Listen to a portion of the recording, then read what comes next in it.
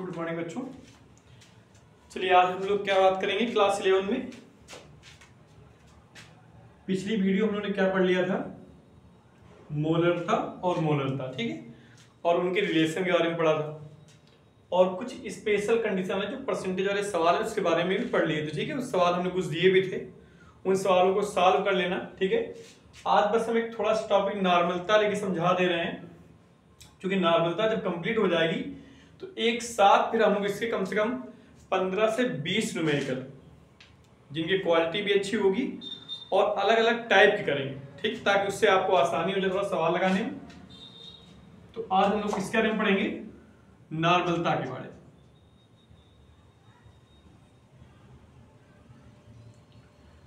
में। नॉर्मलिटी इसको बोलते हैं हम लोग इंग्लिश में। नॉर्मलता किसे कहते हैं, तो देखिए अभी तक हम लोग किससे थ्योरी निकाल रहे थे, फार्मूले से। तो इसके लिए भी हम लोग पहले इसका फार्मूला देख लें, ताकि फार्मूले से फिर थ्योरी बनाना थोड़ा सा आसान हो जाता है और हमें फार्मूले का असली मीन से पता चल जाता है कि फार्मूले का आखिरकार मतलब क्या है। तो इसका फार्मूला होता है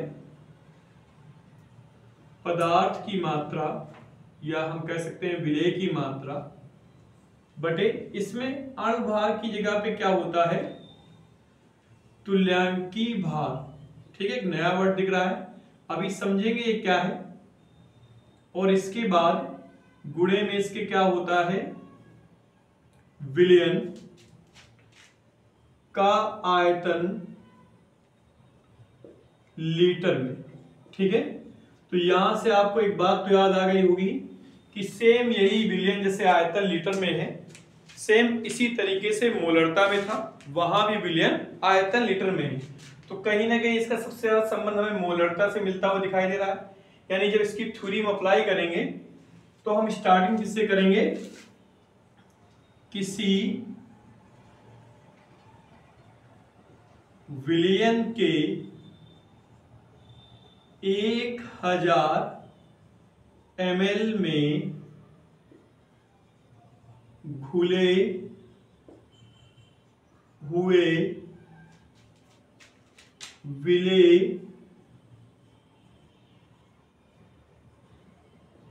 की, अब देखिए यहां अगर हम लिख देते कि विलेय के मोलों की संख्या, तो मोल तो यहां पे है ही नहीं, यहां अणुभार होना चाहिए था। और अगर अणुभार हो जाता तो ये फार्मूला तो फिर मोलरता का हो जाता, हम तो नॉर्मलता पढ़ रहे हैं। तो यहां इसको हम लोग बोलते हैं ग्राम तुल्यांक, से मोल बोला जाता है। वैसे जब पदार्थ की मात्रा में अणुभार हो जाए तो उसे बोलते हैं ग्राम तुल्यांक। तो लिखेंगे विलेय की ग्राम तुल्यांक में मात्रा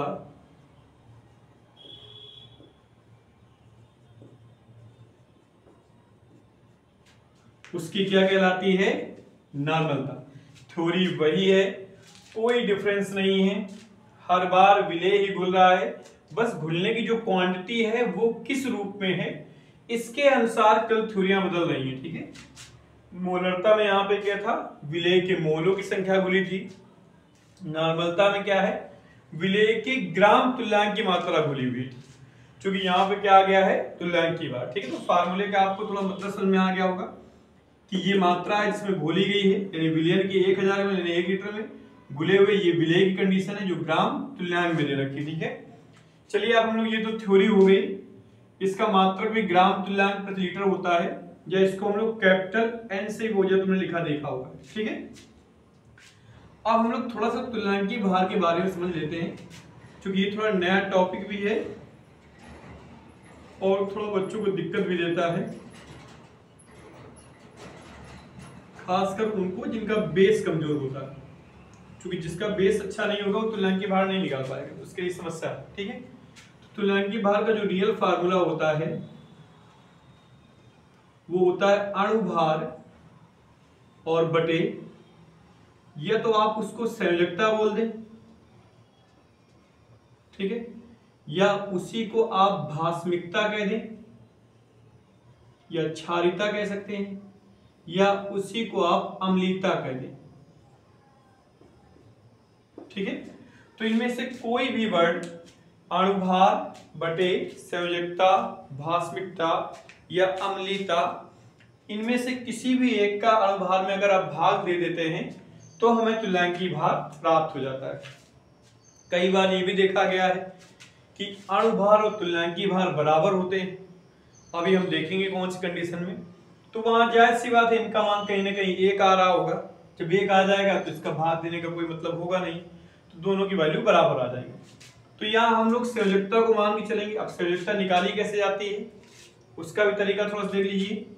जैसे हमें कोई कंपाउंड दिया जाएगा, जैसे सपोज दे दिया गया हमें NaOH, तो हमारा तरीका होगा कि पहले इसके हम आयनिक ज्ञात कर लें। आयन कौन कौन से हैं, इसमें आयन कौन से, Na+ होता है और OH- होता है।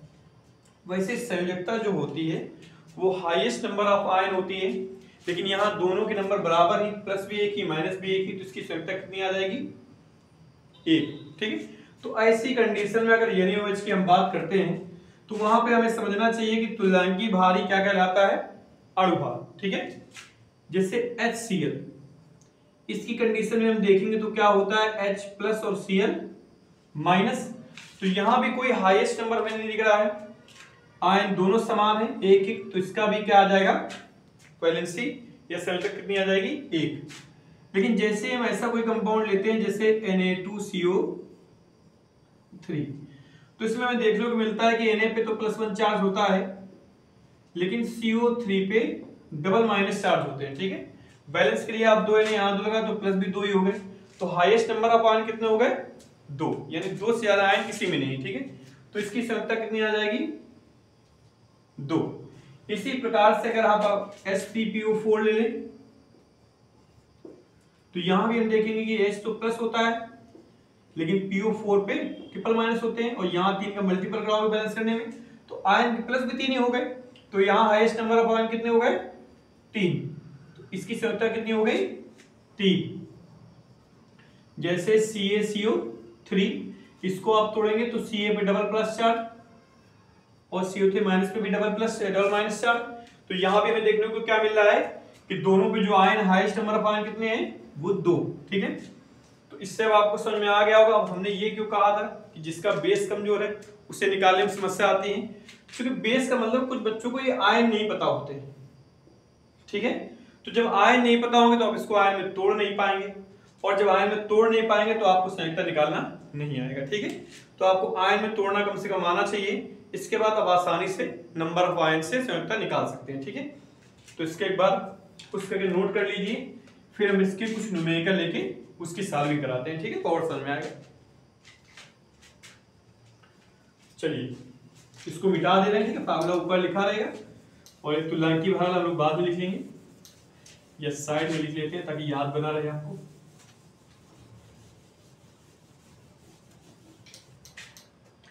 चलिए यहां देखिए लिख ले रहे हैं। ठीक है। तुल्यांकी भार बराबर अणुभार और बटे में संयोजकता ही लिख ले रहे हैं, क्योंकि उसी में हम लिखता हूं भाषिकता हम इन्वॉल्व कर लेते हैं। अब देखिए इसका न्यूमेरिकल ले लें। जैसे न्यूमेरिकल दिया हुआ है कि सोडियम कार्बोनेट के 1.06 ग्राम को 500 ml जल में घोलने पर प्राप्त विलयन की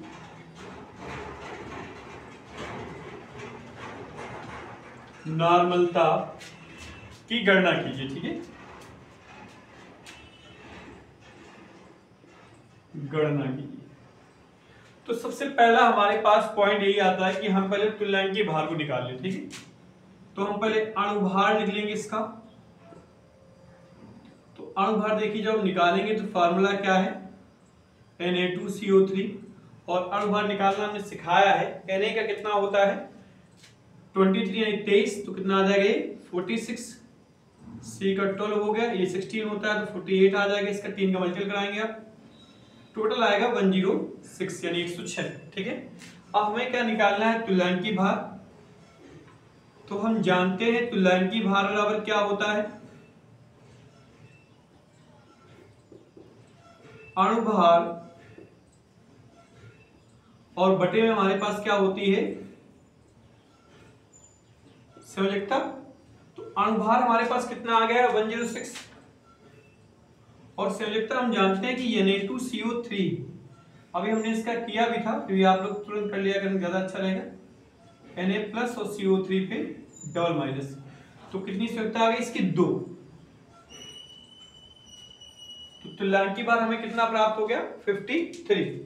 अब हम सीधे फॉर्मूला लगाएंगे, नॉर्मलता बराबर पदार्थ की मात्रा यानी विलेय की मात्रा। तो विलेय कितना है 1.06 ग्राम है, बटे तुल्यांकी भार है, तुल्यांकी हमने निकाल लिया है, कितना आ गया हमारे पास 53 इंटू विलियन का आयतन है लीटर में, तो विलियन का आयतन दिया हुआ है लेकिन एमएल में, हमें लीटर में कन्वर्ट करना पड़ेगा। तो हम क्या करेंगे 500 जहां लिखेंगे आप उसमें क्या करेंगे 1000 से डिवाइड कर देंगे, तो इसको काटेंगे तो यहाँ कितना आ जाएगा, दो को ऊपर मल्टीपल कर दिए जाके इंटू 253। अब 53 से अगर भाग दें, पहले हम लोग डिजिट हटा लेते दशमलव, तो नीचे 2 जीरो आ जाएंगे, 53 से भाग दें नीचे 100 हो जाएगा, ऊपर कितना आ जाएगा 53 दूना 106, तो ऊपर 4 हो गया, नीचे कितना हो गया 100। अब 100 से डिवाइड दशमलव के 2 अंक आ गया यानी 0.04n। ठीक है, या इसी को हम लोग बोलते हैं ग्राम तुल्यांक प्रति लीटर। तो बताइए क्या समस्या है, बिल्कुल इजी सवाल है। ठीक है, अब हम लोग इसके बाद एक एग्जांपल ऐसा ले रहे हैं जिसमें अणुभार और तुल्यांकी भार दोनों बराबर आ जाए। ठीक है, तो एक उसका एग्जांपल लगा ले रहे हैं, इसको पुश करके एक बार नोट कर लीजिए, समझ लीजिए। ठीक है, इसको हम मिटा रहे हैं।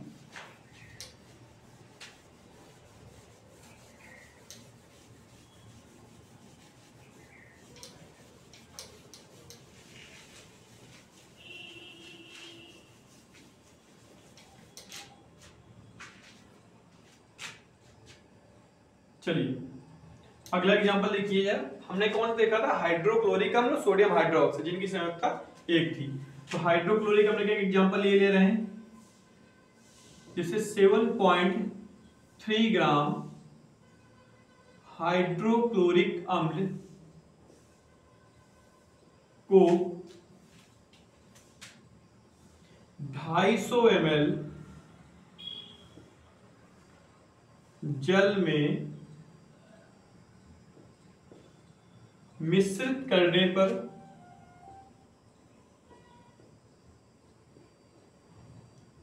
प्राप्त विलयन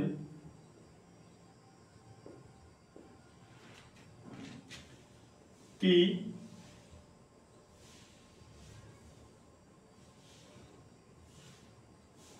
नॉर्मलता की गणना कीजिए। ठीक है, अब सवाल में माने किलोमीटर याद रखिएगा, H का 1 होता है और Cl का होता है 35.5। वैसे भी हमने बताया भी था 1 से 30 तक जरूर मॉलिक्यूलर वेट और एटॉमिक नंबर आपको याद होना चाहिए। ठीक है, वो कंपलसरी है। अब देखिए यहाँ हम सबसे पहले क्या करेंगे, जो हमने कॉन्सेप्ट पहले बताया, देखिए हम पहले तुल्यांकी भार निकालेंगे। तो तुल्यांकी भार क्या होता है, अणुभार बटे संयोजकता। फार्मूला हमने लिखा है, फार्मूला लिखा हुआ है।